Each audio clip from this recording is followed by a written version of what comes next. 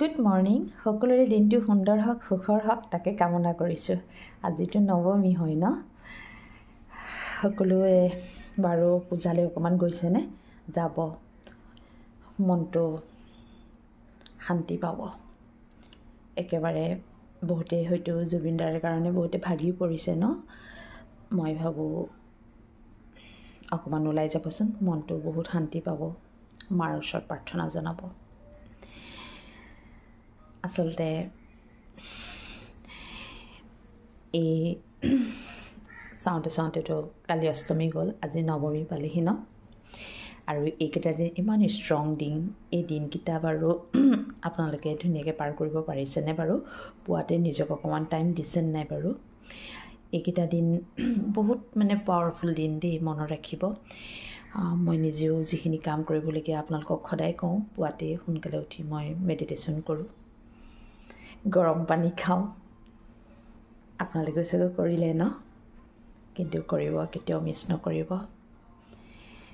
আৰু এটাই বিচাৰোঁ, কাৰো অপকাৰ নোহোৱাকৈ, কাৰো কোনো প্ৰব্লেম নোহোৱাকৈ সকলোৱে দিনবোৰ ধুনীয়াকৈ পাৰ কৰক। আৰু এই পূজাৰ স্থানত গৈ সকলোৱে মাক প্ৰাৰ্থনা কৰক। মায়ে সকলোকে পাৱাৰ দিব। আৰু ক'বলগীয়া বহুতেই থাকে, মই এটা কথাই ক'ম, নিজক সদায় সময় দিব, নিজক অকণ মৰম কৰিব। নিজক যদি আপুনি শান্তি দিব পাৰে, মই ভাবোঁ আপুনি লোককো শান্তি দিব পাৰিব। নিজৰ মনটোক, নিজৰ আত্মাটোক সদায় শান্তিৰে ৰাখক, স্থিৰ কৰক। নিজৰ আত্মাটোক সদায় শক্তি যোগাবৰ কাৰণে আমি সদায়, মই আপোনালোকক এটা কথাই ক'ম, শক্তি যোগাবলৈ হ'লে আমি ধ্যান, মেডিটেশ্যন কৰিবই লাগিব, ভগৱানৰ লগত কানেক্ট কৰিবই লাগিব। ইমানেই ভাল লাগে। হয়তো যোনে কৰে সকলোৱে গম পায়, আৰু যোনে নাই কৰা তেওঁলোকক মই কম, কৰক। আপোনালোকে কৰি চাওকচোন, বহুত শান্তি পাব। সেইটোৱে আচলতে মই ভাবোঁ স্বৰ্গসুখ। তাতকৈ আৰু বেলেগ স্বৰ্গসুখ হ'ব নোৱাৰে, যদি আপুনি ভগৱানৰ লগত কানেক্ট হয়।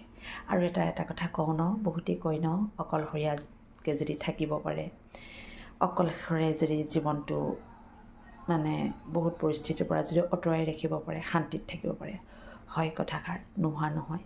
সেইকাৰণে এটা কথাই কওঁ, অকলশৰে থাকিবৰ কাৰণে হ'লেও আপুনি ভগৱানৰ লগত কানেক্ট কৰিব লাগিব। ধ্যানৰ দ্বাৰা জীৱনটো আমি আগবঢ়াই লৈ যাব লাগিব, হয় নাই? সেইকাৰণে এটা কথাই সকলোকে মই বাৰে বাৰে কওঁ, মই নিজেও ফল পাইছোঁ কাৰণে আপোনালোকক কওঁ, ধ্যানটো জীৱনৰ লগৰী হিচাপে বান্ধি লওক। ধ্যান মেডিটেশ্যনৰ দ্বাৰা জীৱনটো ধুনীয়াকৈ পাৰ কৰাই লৈ যাওক, বহুত শান্তি পাব।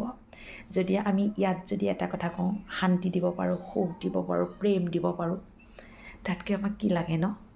নিজৰ যদি মনটো সদায় শান্তি, সুখ, প্ৰেমেৰে যদি ভৰি থাকে, তাতকৈতো আমাক বহুত বেছি কিবা দৰকাৰ নাই ন? সেইকাৰণে এটা কথাই কওঁ, এইটো যদি আমি শান্তি দি ৰাখিব পাৰোঁ, আমি সকলো কামত আগুৱাই যাব পাৰিম। ঠিক আছে, আজিলৈ ৰাখোঁ। নমস্কাৰ।